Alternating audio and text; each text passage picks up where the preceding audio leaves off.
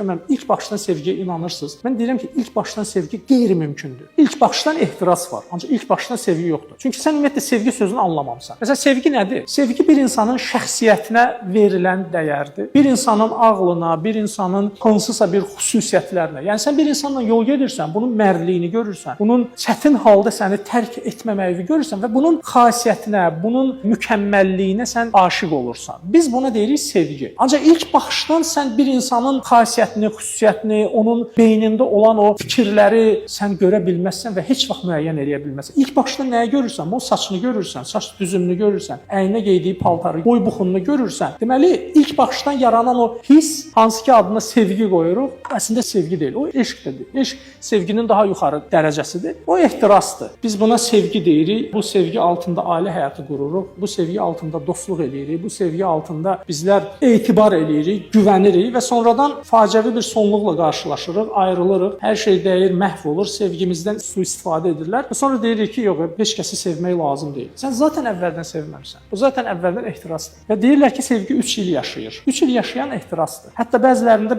məsələn 1 həftə yaşaya bilər, 2 gün yaşaya bilər. Ancaq bir insana qarşı sevgi yaransa, bu sənin dostun ola bilər, valideynin ola bilər, əks cins ola bilər, fərq eləmir. Sevgi daha dərin hissdir. Sevgidə güvən var, sevgidə hörmət var, sevgidə qayğı var. Həqiqi sevgi heç bir zaman bitmir. Əgər bitirsə, deməli, sən elə əvvəldən sevməmsən və yaxud da özünü aldatmısan. Hamımıza həqiqi və dürüst sevgi arzulayır.